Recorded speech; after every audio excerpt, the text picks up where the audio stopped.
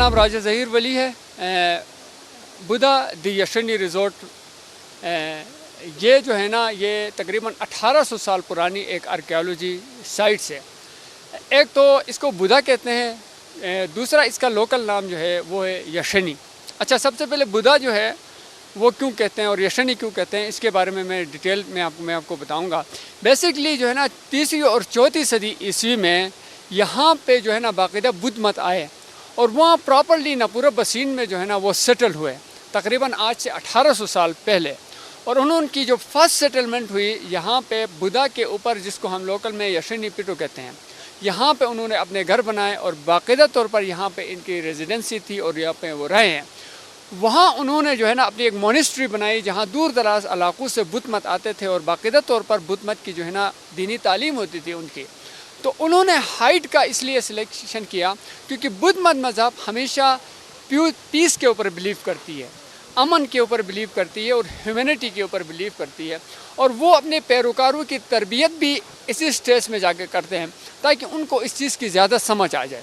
इसीलिए उन्होंने जहाँ कहीं भी आप देखें ना, उन्होंने बुद्धिस्ट ने हमेशा हाइट का इन्होंने इंतखाब किया और वहाँ उन्होंने मॉनेस्ट्री बनाई। तो बुधा जो है यानी 7वीं सदी ईस्वी में जाके जो है ना इस बुधा की कार्विंग मुकम्मल हुई। बुधा की जो स्ट्रक्चर है उसमें ये तकरीबन 8 से 10 इंच जो है ना ये मोटा है, तकरीबन 5 से 7 फुट ये चौड़ा है और तकरीबन 15 फुट जो है ना ये लंबा है। और ये बुधा की जो इनिशियल जो स्टेज थी उसका जो स्ट्रक्चर जो कार्विंग करके बनाया है वो इनिशियल स्टेज की है।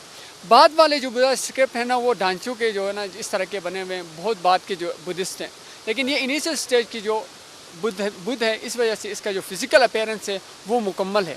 अच्छा, बुधा जो है ना पीस के ऊपर बिलीव ज़्यादा करते हैं, इसीलिए आपने बुधा की जो हाथ का जो इशारा है, आपने इस हाथ को देखा होगा कि इसने इस तरह किया। इट्स लाइक अ ब्लेसिंग, यानी सलामती की अलामत है ये। ठीक है, बहुत सारे लोगों का ये ख्याल होता है कि उसने एक हाथ में जंजीर पकड़ी हुई और एक हाथ में उसका तलवार है, जबकि ऐसा नहीं है। उसने ऊपर अपना वो शोका टाइप का पहना हुआ है, जिसको एक हाथ से उसको पकड़ा है, जिसकी वजह से जो है ना वो थोड़ा सा लटक गया और दूसरे हाथ से उसने हाथ इसको यूँ किया तो वो थोड़ा सा इस तरफ से आया। तो इसीलिए बुधा के मज़हब के अंदर तलवार और हथियार और इसका कोई वो नहीं है। वो बिलीव करते थे पीस के ऊपर, वो बिलीव करते थे अमन के ऊपर, और उनका पूरा मज़हब जो है ना ह्यूमैनिटी और इंसानियत के ऊपर था। इसीलिए जो है ना उन्होंने जो पोस्टर दिया है वो इसी तरह का दिया।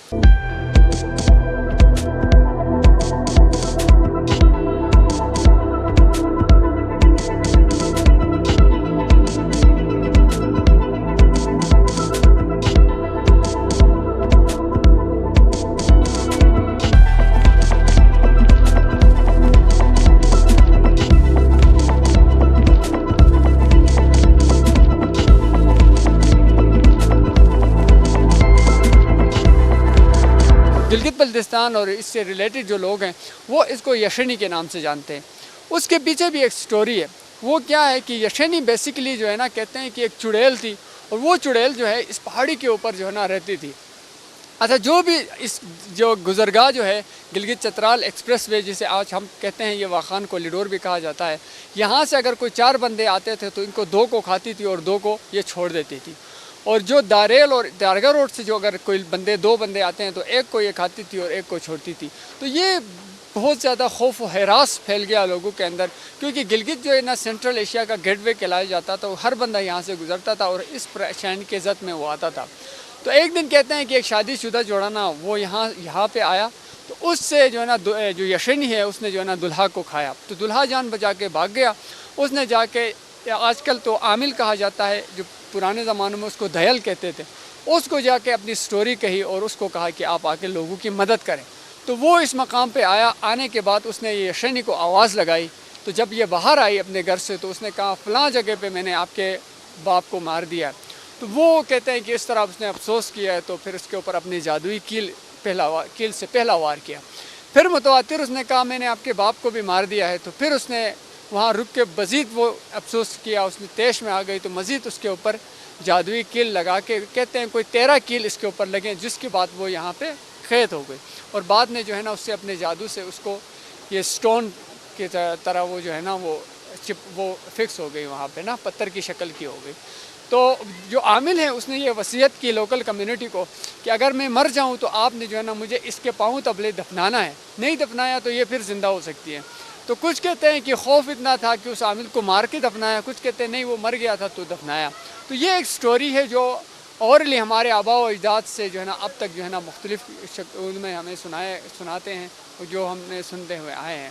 تو دوسری جو فیکٹس ہیں میں اپنی آنکھوں سے دیکھا حال جو میں نے خود دیکھے وہ میں آپ کو بتاؤں گا کہ یشنی پٹو میں جہاں گھر بنے ہوئے تھے یہاں 15 سے 20 گھر تھے.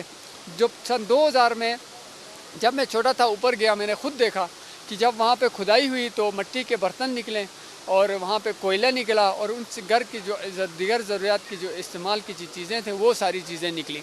اچھا یہاں پہ ایک اور علاقہ ہے جس کو ہم یٹھوکوٹ بھی کہتے ہیں. وہاں جب وہاں بدھسٹ کا اسٹوپا ہے کوئی اس دور کا, تو وہاں جب کھدائی کی گئی تو میں اپنی بات کر رہا ہوں جب میں نے دیکھا کہ ایک مٹی کے گولے نکلتے تھے اور اس کے بیچ میں ایک سکہ تھا مٹی کا وہ بھی بنا, اس کے اوپر ایک لفظ لکھا ہوا تھا. اور کچھ جو ہے نا گولوں کے اندر یہ ہمارے لوکلی ایک جنگلوں میں درخت ہوتا ہے جسے ہم جوش کہتے ہیں, اس کے پتے پہ ایک لفظ لکھا ہوا تھا. انہوں نے کوئی ہزاروں گولے اس طرح انہوں نے وہاں پہ دفن کیے تھے. بعد میں جو ہے نا لوگوں نے اس کو ضائع کر دیا. اور وہاں پہ ایک اور چیز ہے جسے ہم یٹھی یب بھی کہتے ہیں جو پانی کا راستہ ہے. انہوں نے پہاڑ کو کھود کے بڑے بڑے سوراخ کر کے اپنے اسٹوپا کے لیے پانی لے کے گئے. اور وہاں ایک ان بدھسٹ دور کا ایک واچ ٹاور ہے جس کو آج کل کیونکہ جس کو میرائی ٹھوکو کے نام سے جانتے ہیں, لیکن وہ ایک بدھسٹ ٹاور تھا جہاں بیٹھ کے اس پورے ایریے کا وہ واچ کرتے تھے. تو یہ آرکیالوجی سائٹس ہیں جن کو آج کل جو ہے نا پرزرو کر کے اور ٹورسٹ کو اٹریکٹ کر کے بہت زیادہ ہم روزگار کما سکتے ہیں. ان کے ذریعے سے ہم بہت زیادہ لوگوں کو کمیونٹی کو فائدہ دے سکتے ہیں. اس سے نہ کہ ہمارے علاقے کو فائدہ ہوا بلکہ اس کو پاکستان کے لیے بھی بہت زیادہ فائدہ ہو سکتا ہے اگر صحیح طرح ہم اس کو پرزرو کریں اور اس کو پروموٹ کریں.